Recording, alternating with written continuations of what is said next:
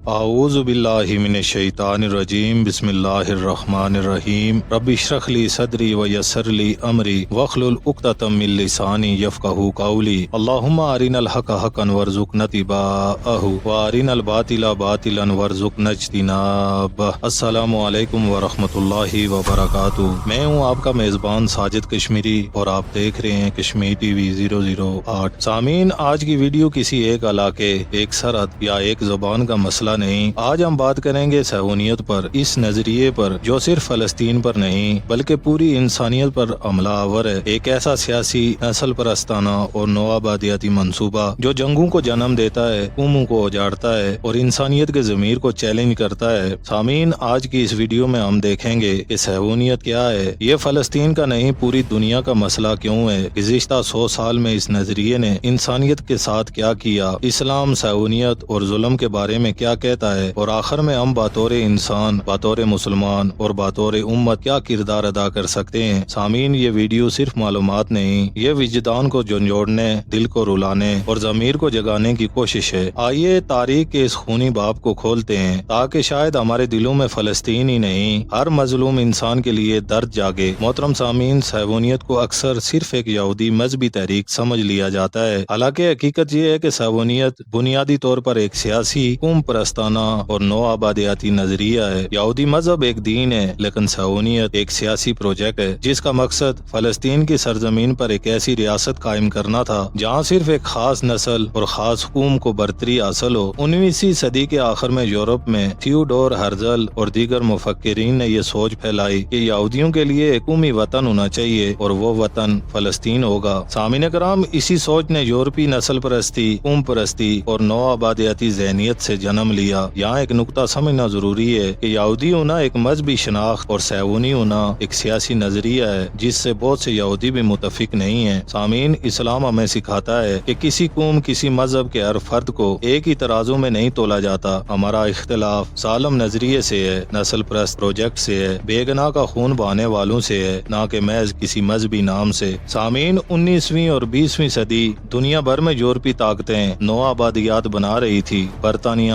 France, Holland, Spain, افریقہ سے Asia تک جس زمین پر ہاتھ پڑا وہاں ہم مالک تم محکوم کا نظریہ کھڑا کیا گیا۔ اسی دوران یورپ میں یہودیوں پر بھی ظلم ہوا، نسل پرستی ہوئی، قتل و غارت ہوئی، ہولوکاسٹ ہوا، لیکن ان مظلوم یہودیوں کی تکلیف کو بنیاد بنا کر ایک نیا ظلم تیار کیا گیا جس کا نام تھا صہیونی ریاست کا قیام۔ سامعین محترم، 1917 میں برطانیہ کے وزیر خارجہ بلفور نے ایک خط میں وعدہ کیا کہ برطانیہ فلسطین میں یہودی قوم کے لیے قومی وطن کے قیام کی حمایت کرے گا۔ سوال یہ ہے کہ برطانیہ کو کس نے حق دیا کہ وہ کسی اور کی زمین پر تیسری قوم کو وطن دینے کا وعدہ کرے؟ یہ وہی نو آبادیاتی ذہنیت ہے کہ زمین ہماری ہے، لوگ ہمارے غلام ہیں، ہم طے کریں گے کہ یہاں کون رہے گا اور کون نکالا جائے گا۔ اسلام اس اصول کے بالکل برعکس ہے۔ اسلام کہتا ہے کہ زیادتی نہ کرو، بے شک اللہ زیادتی کرنے والوں کو پسند نہیں کرتا۔ سامعین، صہیونیت نے اسی زیادتی کو سیاسی حق بنا کر پیش کیا۔ پھر آیا 1948 کا سال جسے فلسطینی النکبہ یعنی تباہی، قیامت اور بربادی کہتے ہیں۔ 7 لاکھ سے زیادہ فلسطینی اپنے گھروں سے بے دخل کیے گئے، سینکڑوں دیہات اور قصبے مٹا دیے گئے، گھروں پر تالے نہیں لگے، در و دیوار ہی گرا دیے گئے، گاؤں کے نام تک تبدیل کر دیے گئے۔ سامعین، ایک ماں صبح اٹھی تو اس کے آنگن میں کھیلتے بچوں کی آوازیں نہیں تھی۔ ایک باپ شام کو لوٹا تو اس کا گھر، اس کا باغ، اس کی زمین اب ریاست کی ملکیت قرار دی جا چکی تھی۔ غزہ، یافا،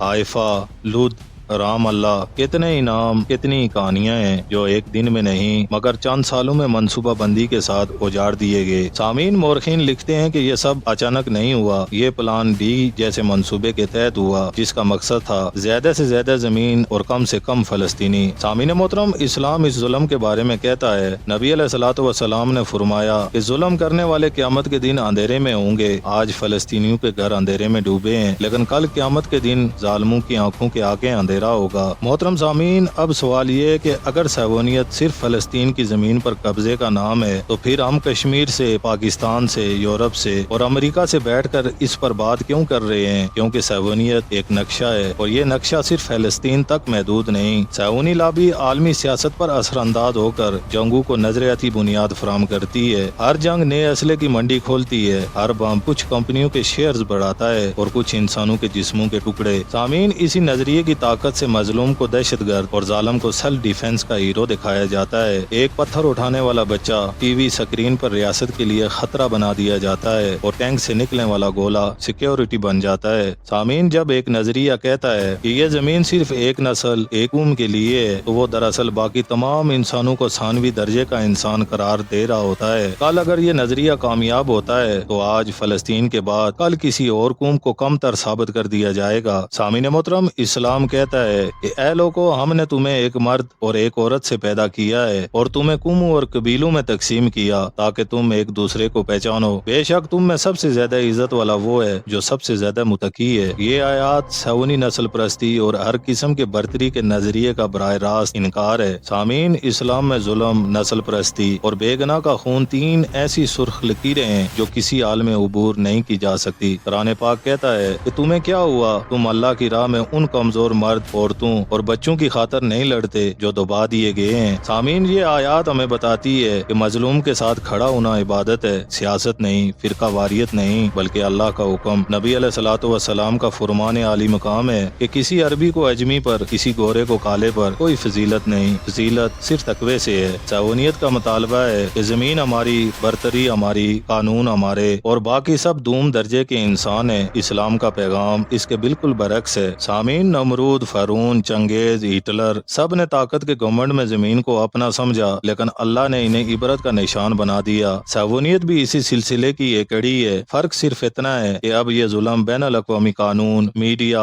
سفارتکاری اور معیشت کے پردوں میں ہو رہا ہے۔ سامعین کرام، یہ تاریخ صرف تاریخ نہیں، انسانی لاشوں، آنسوں اور ٹوٹے ہوئے گھروں کی فہرست ہے۔ 1917 کا بلفور اعلامیہ فلسطینیوں سے پوچھے بغیر ان کی زمین کا وعدہ تیسری قوم سے کیا گیا۔ 1948 کا النکبہ، 7 لاکھ سے زائد فلسطینی مہاجر کیمپوں میں دھکیل دیے گئے، سینکڑوں دیہات ہمیشہ کے لیے مٹا دیے گئے۔ سوچیں ایک لمحے کے لیے کہ اگر آپ کے گاؤں پر کوئی قبضہ کر لے، آپ کو کوئی یہ کہے کہ یہ اب تمہارا نہیں، تاریخ بدل گئی ہے، تم مہاجر ہو، تمہارا گھر اب ہمارا ہے، تو آپ کے دل پر کیا گزرے گی؟ سامعین، 1967 کے بعد اسرائیلی قبضہ مزید بڑھا، بستیوں کی تعمیر شروع ہوئی، مشترکہ زمینوں پر ایک خاص قوم کے لیے رہائش گاہیں بنائی گئی، ایک ایسا نظام جسے آج نسل پرستانہ علیحدگی کا نظام کہا جاتا ہے۔ غزہ کا محاصرہ، تعمیرات پر پابندی، پانی، بجلی، دوائی تک کو ہتھیار بنا دینا، یہ سب کچھ کسی ایک دن کا غصہ نہیں، یہ سوچ سمجھ کر بنایا گیا نظام ہے جس کا نام ہے صہیونی پروجیکٹ۔ سامعین کرام، اس پوری کہانی سے ہمیں چند بڑے سبق ملتے ہیں۔ ایک یہ کہ اگر آج ہم کہیں کہ یہ تو فلسطین کا مسئلہ ہے، ہمارا کیا ہے، تو یاد رکھیں تاریخ بتاتی ہے کہ جو ظلم کہیں اور ہو اور اسے نارمل بنایا جاتا ہے، وہی ظلم کل تمہارے دروازے پر بھی آ سکتا ہے۔ نبی علیہ الصلوۃ والسلام نے فرمایا، جو شخص ظالم کے سامنے حق بات کہنے سے خاموش رہا وہ گنگا شیطان ہے۔ پیارے دوستو،